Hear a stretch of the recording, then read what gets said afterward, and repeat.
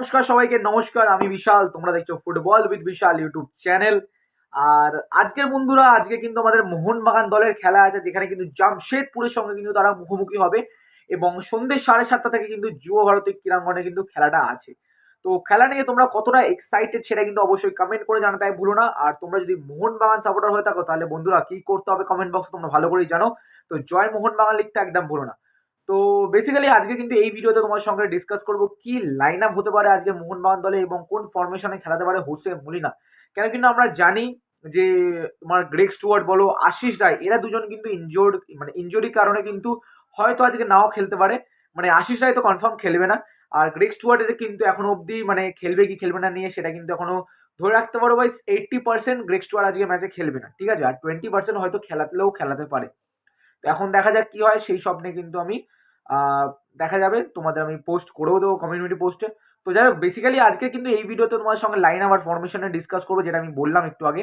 আর line up নিয়ে যদি বলি, সেটা কিন্তু আমি তোমাদের একটু বলে দিই, ঠিক আছে, কারা কারা আজকে ম্যাচে খেলতে পারে। তো ফার্স্ট অফ অল, আজকের নতুন মানে যেটা হচ্ছে আমার দীপেন্দুকে কিন্তু আজকে হয়তো আমরা রাইট ব্যাকের পজিশনে দেখতে পারি, কেন কিনা as a replacement of Ashis Roy. কেন কিনা আশিস রায় কিন্তু একটা হ্যামস্ট্রিং ইঞ্জুরি হয়েছে, তো হ্যামস্ট্রিং ইঞ্জুরির কারণে হয়তো আমরা দীপেন্দুকে অ্যাজ আ রাইট ব্যাক আজকে হয়তো দেখতে পারি, ঠিক আছে। তো আমি তো আমার ফরমেশন বলবো, তো তোমরাও কিন্তু নিজেদের ফরমেশন কমেন্ট বক্সে কমেন্ট করতে একদম ভুলো না, ঠিক আছে। তো সেখান থেকে যার বেস্ট লাগবে, আমার যেই ফরমেশনটা বেস্ট লাগবে বা যেই প্লেইং ইলেভেনটা বেস্ট লাগবে বা যেই লাইন আপটা বেস্ট লাগবে, সেই লাইন আপটা কিন্তু আমি কমেন্ট বক্সে পিন করবো। তো অবশ্যই বন্ধুরা, তোমরা কিন্তু নিজেদের কমেন্ট করতে একদম ভুলো না। তো গাইস, এবার যদি আমি একটু লাইন আপ নিয়ে তোমাদের যদি কথা বলি যে কোন ফরমেশনে খেলবে মোহনবাগান, তো মোহনবাগান আমার যত মনে হয় ভাই 4-2-3-1 ফরমেশনে খেলতে পারে অ্যাজ ইউজুয়াল। আর যেখানে কিন্তু আজকে গোলকিপিং এ থাকবে কিন্তু বিশাল ক্যাট, চারটে ডিফেন্স, যেটা হচ্ছে দুটো সেন্টার ব্যাক, যেটা হচ্ছে টম অ্যালড্রেড এবং অ্যালবার্টো রড্রিগেজ। রাইট ব্যাকে কিন্তু থাকবে আজকে দীপেন্দু বিশ্বাস, আশিস রায়ের রিপ্লেসমেন্টে। লেফট ব্যাকে Shubhashis Bose the captain.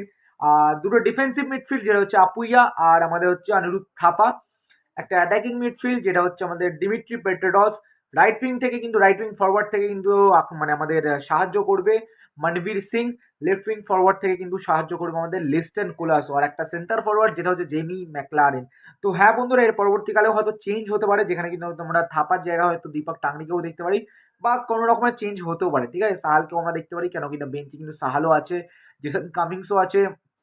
Jason কামিংসের মতন আরো ভালো ভালো খেলোয়াড়ও আছে। তো সেখান থেকে দাঁড়িয়ে কিন্তু আরো পরিবর্তন হয়তো হতে পারে পরবর্তীকালে। বাট এটাই হচ্ছে আমার ফরমেশন আর লাইন আপ। তো তোমাদের মতো কি ফরমেশন হতে পারে বা লাইন আপ হতে পারে, সেটা কিন্তু অবশ্যই কমেন্ট করে জানাতে একদম ভুলো না। তো চলো বন্ধুরা, তোমরা যদি মোহনবাগান সাপোর্টার হয়ে থাকো, তাহলে কিন্তু অবশ্যই প্রেডিকশন করতে ভুলো না, আর হ্যাশট্যাগ জয় মোহনবাগান লিখতে একদম ভুলো না। চলো বন্ধুরা, টাটা, দেখা হচ্ছে অন্য ভিডিওতে।